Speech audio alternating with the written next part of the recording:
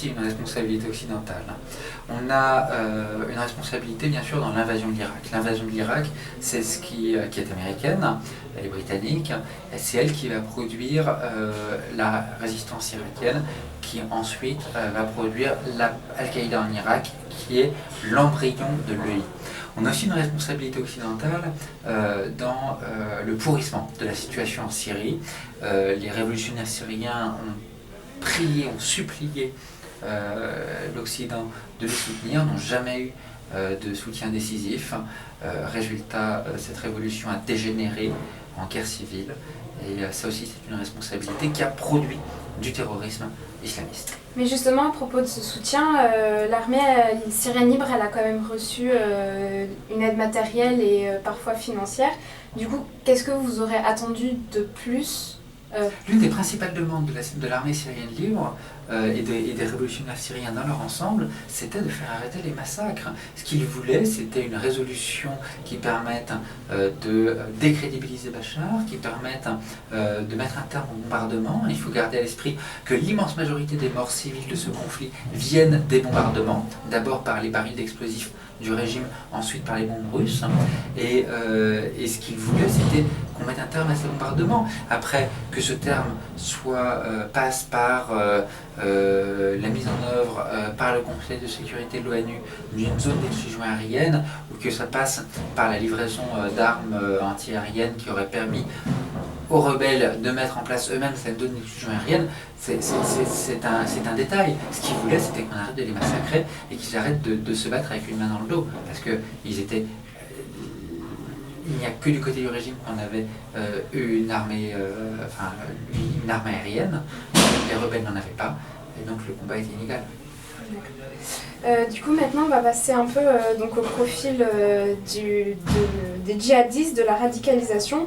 Du coup, qu'est-ce qui peut pousser un jeune qui a grandi dans une société pacifique à se mettre en rupture avec cette société jusqu'à vouloir la détruire? Et est-ce qu'il y a un profil type d'un radicalisé? Il n'y a pas de profil type de djihadiste, sinon ce serait trop simple, et ce serait notamment du pain béni pour les services de renseignement ou pour tous les gens, aussi les travailleurs sociaux qui travaillent sur la prévention de la radicalisation. On a des gens qui vont se radicaliser davantage pour des raisons religieuses, davantage pour des raisons psychologiques parce qu'ils ne sont pas bien dans leur peau, davantage pour des raisons politiques parce qu'ils sont choqués par ce qui se passe, davantage pour des raisons nihilistes parce qu'ils ont envie de tout casser. On a énormément de raisons qui vont pousser à conduire de la radicalisation. Il n'y a pas de profil type, et c'est bien dommage. Malgré tout, une fois qu'on a dit qu'il n'y a pas de profil type, on constate qu'on a quand même des clients qui reviennent de façon un petit peu répétée, notamment des jeunes hommes typiquement entre 18 et 25 ans ou entre 16 et 25 ans. Donc on a qui viennent et qui sont à cheval entre deux cultures et pas à l'aise entre les cultures. Donc soit des immigrés récents, soit des Gaulois, j'ai envie de dire, qui vivent dans des quartiers avec beaucoup d'immigrés, et des gens qui ont l'identité reste très présent derrière beaucoup de profils de radicalisation. Et du coup, est-ce que vous croyez au processus de déradicalisation qui a été mis en place par l'État La déradicalisation, ça n'existe pas. La radicalisation est un phénomène complexe. Et même d'ailleurs l'État ne parle pas, en tout cas personne de sérieux au sein de l'État ne va parler de déradicalisation. On va davantage parler de désengagement de la violence ou de réintégration dans la société. C'est davantage un travail civique qu'on va faire. Du coup, maintenant un peu sur votre travail. Donc, vous avez travaillé majoritairement sur le conflit au Moyen-Orient, d'abord en Irak, ensuite en Syrie. Donc vous avez vécu des choses extrêmement dramatiques. Et malgré tout, vous continuez à travailler dans ce domaine. Du coup, quelle est votre motivation? Qu'est-ce qui vous motive à toujours aller plus loin? Ce qui me motive, c'est ce qui m'a toujours motivé. Il se passe... les peuples du Moyen-Orient sont des peuples extrêmement proches. Moi, je suis français, et ce sont nos voisins. Il se passe chez nos voisins des événements dramatiques. Ne pas s'y intéresser est stupide. Quant à ma propre expérience, ça aurait certainement beaucoup trop fait plaisir à mes geôliers que je me radicalise moi-même, que soit je les rejoigne, je me convertisse à l'islam djihadiste, soit que je, au contraire, devienne islamophobe. Je suis content de ne leur faire aucun de ces plaisirs. Et du coup, petite question aussi un peu personnelle, du coup, en tant que Syrienne, le conflit me touche énormément. Et du coup, de votre point de vue de spécialiste en la question, quel avenir pour la Syrie selon vous? L'avenir, il est sombre. Il ne faut pas se faire d'illusions. Je ne vois guère d'issue rapide, sans même parler d'issue favorable au conflit syrien. La responsabilité incombe largement aux parrains qui supportent les différents groupes armés, aussi bien côté régime que côté opposition, qui ont commis de grosses erreurs et qui ont aussi contribué à diviser l'opposition et qui ont soutenu un régime qui est avant tout criminel.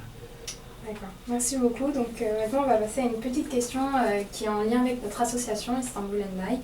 Alors une question beaucoup plus ouverte.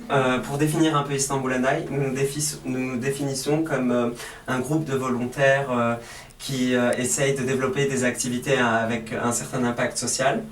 Et nous développons beaucoup de programmes avec des communautés défavorisées. Tiens, on va se mettre là. Avec des communautés. Le avec des communautés défavorisées, dont des réfugiés, des personnes qui viennent de communautés plutôt pauvres.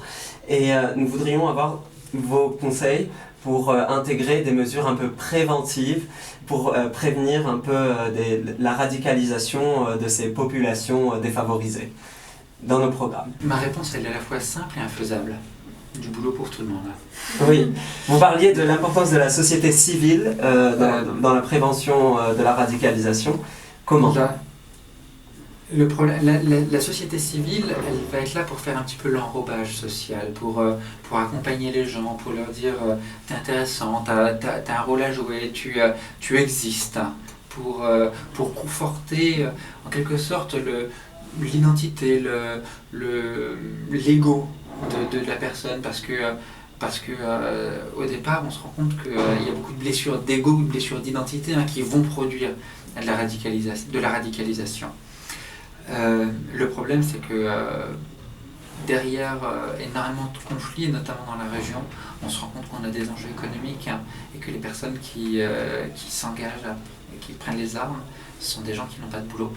Et malheureusement, l'arme absolue, enfin pas absolue, mais l'arme essentielle pour impliquer les gens, pour leur montrer que c'est pas que des mots, qu'ils ont effectivement une place dans la société, eh bien c'est de les mettre au travail, de leur donner un rôle social. Travail qui peut d'ailleurs aussi être des études.